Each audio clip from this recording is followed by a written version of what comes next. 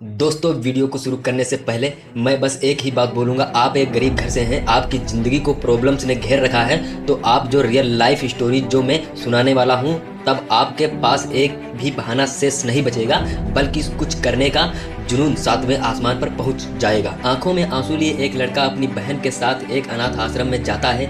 दरअसल उसकी कम उम्र में ही उसकी पढ़ाई छूट गई थी, क्योंकि उसके पिता को खतरनाक अस्थमा की बीमारी थी। परिवार इतना परेशान था कि पढ़ाई तो दूर, खाना खाने के लिए पैसे नहीं थे।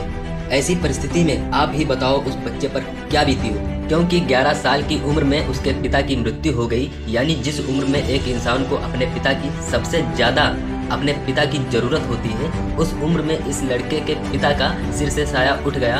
और माँ जो एक बार खुद की जान ले लेगी, लेकिन कभी भी अपने औलाद को अलग नहीं करेगी। मगर वो माँ भी क्या करती, क्योंकि वो अपने औलाद को भूखा तड़पते हुए नहीं देख सकती थी, इसलिए वो माँ ने अपने बेटे को यानी उसकी बहन के साथ अनाथ आश्रम में भेज दिया। एक दिन एक बड़े IAS अधिकारी का वहां आगमन हुआ। यह लड़का बस उस अधिकारी को निहारता रहा, जिसकी चमक के पीछे सब फीके पड़ रहे थे।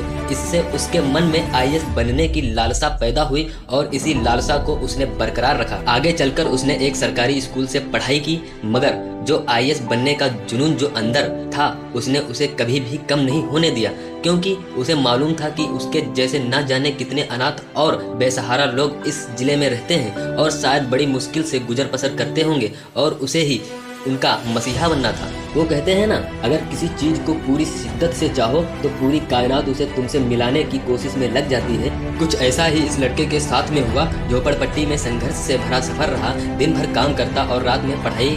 उसने कई तरह से काम किए, लेकिन पढ़ना नहीं छोड़ा। उसने रेलवे समेत कई एग्जाम को निकाला, लेकिन उसे उस लेवल का काम नहीं मिला जो उसे चाहिए था। उसे तो एक IAS ऑफिसर बनना था। उसने UPSC ट्राई किया, मगर उससे नहीं निकला। उसके बड़े भाई के सपोर्ट से उसने दोबारा प्रयास किया, मगर फिर भी उसका सिलेक्शन नहीं हुआ। उसके बाद उनके भाई ने भी यही सलाह दी कि तुमसे ये नहीं होगा, तुम्हें कुछ और देखना चाहिए। मगर वो कहता था कि उसे एक अनाथ आश्रम के 1000 दोस्तों के लिए एक इम्प्रेशन बनना है कि गरीबी और बेचारापन सफलता के मोहताज नहीं होते। उसने एक बार फिर UPSC का एग्जाम दिया और इस बार उसका सिलेक्शन हो गया। दोस्तों, उस शख्स का नाम है मोहम्मद अली सिहाब, जिसने वो कर दिखाया जिसे करने के बारे में सोचकर ही पसीना आने लगता है, जबकि उनकी फाइनेंशियल कंडीशन अच्छी नहीं थी। बड़ी बात यह नहीं है कि इंडिया के सबसे टॉपर एग्जाम को निकाला, बल्कि बड़ी बात तो यह है कि वो जिस परिस्थिति से निकल कर आया। जो इंसान खुद को हालातों का मारा हुआ सोचकर अपने कदम पीछे ले लेता है, और वहीं जिनमें जिगर होता है, वो बार बार इस सोच को गलत साबित करके लाखों लोगों के इंप्रेसर बन जाते हैं। उन्होंने अपने जीवन के तमाम संघर्षों को खुद बताया।